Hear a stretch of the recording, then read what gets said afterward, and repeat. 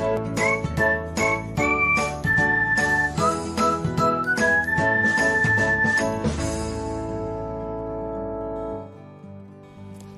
everyone, welcome back to another episode of Technologyglance.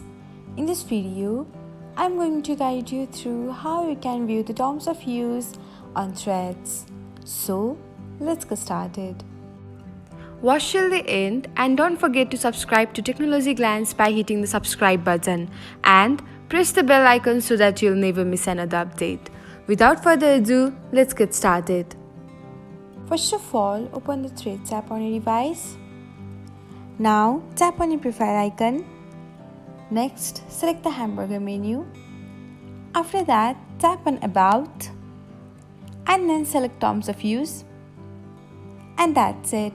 You will be redirected to the Terms of Use of Instagram. Thanks for watching. If you found this guide helpful, we will love it if you hit the thumbs up button below.